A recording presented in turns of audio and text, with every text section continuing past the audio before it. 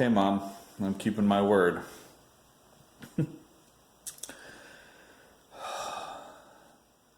So it's currently Wednesday evening, and my mother's birthday was Monday, and I forgot to call her. And so she called me the next morning, and she reminded me, well, it was an original idea for her, really, but it was something that I had thought of and just never really pursued, or had it in my mind and didn't really know how I wanted to pursue it, I guess. But basically she was like, Alan, if you want to do this voiceover thing, you've got to practice. You've got to exercise your talent. And so her suggestion was, one of the things that I would like to do is, not necessarily dramatizations, but,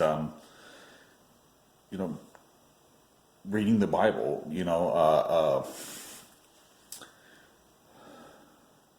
narrating the Bible. And so she suggested that I just do a short passage every day and post it. Now, that's what social media is for, right? So tonight's going to be my first night, and since it's so late, and I kind of want to try and do something daily, I'm just going to start with Proverbs, because back a couple of years ago, or more maybe, somebody suggested to me that a good way to do a daily devotion, is just to go through Proverbs. Most months have 30 or 31 days. Proverbs has 31 chapters. So you just do a proverb a day. And so, like I said, it's late tonight. I will probably wait and post this in the morning. But I'm doing Proverbs 19. And, of course, I already read through it, because practice. So, reading through it, obviously a lot of Proverbs is poetic and metaphorical. And just reading through this particular proverb, it feels a little bit like an internal dialogue, or maybe call and response. I don't know if you guys are familiar with that. I'm not going to go into it tonight. Google it if you want. But most of the verses are kind of like phrased in two parts, separated either by a semicolon or a period, or a few of them are just one long thought. But it still feels like kind of an internal dialogue or answer and response. So let's get started.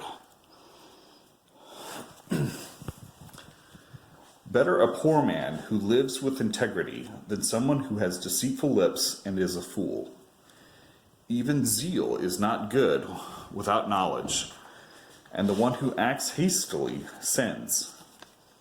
A man's own foolishness leads him astray, yet his heart rages against the Lord. Wealth attracts many friends, but a poor man is separated from his friend. A false witness will not go unpunished, and one who utters lies will not escape. Many seek a ruler's favor, and everyone is a friend of one who gives gifts. All the brothers of a poor man hate him. How much more do his friends keep their distance from him? I'm going to have to find some bigger sheets of paper to write these on in the future. He may pursue them with words, but they are not there. The one who acquires good sense loves himself.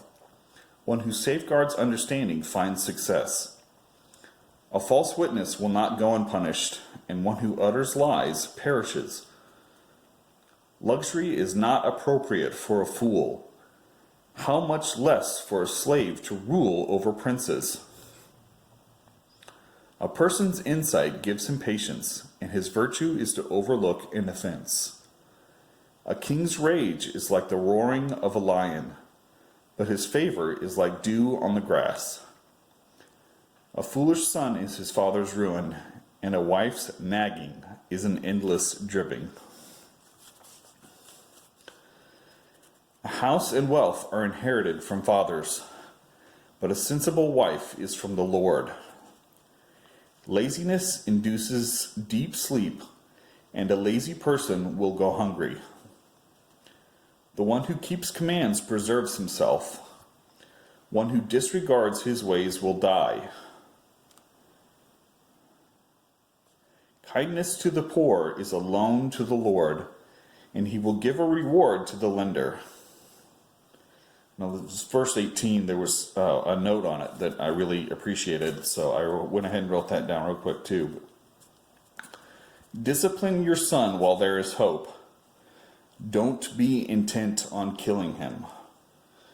And then the note says, don't lift up your soul to his death. A person with great anger bears the penalty. If you rescue him, you'll have to do it again. Listen to counsel and receive instruction so that you may be wise later in life. Many plans are in a man's heart, but the Lord's decree will prevail. What is desirable in a man is his fidelity. Better to be a poor man than a liar. The fear of the Lord leads to life. One will sleep at night without danger. The slacker buries his hand in the bowl. He doesn't even bring it back to his mouth. The one who assaults his father and evicts his mother is a disgraceful and shameful son. If you stop listening to correction, my son, you will stray from the words of knowledge. A worthless witness mocks justice, and a wicked mouth swallows iniquity. Judgments are prepared for mockers, and beatings for the backs of fools.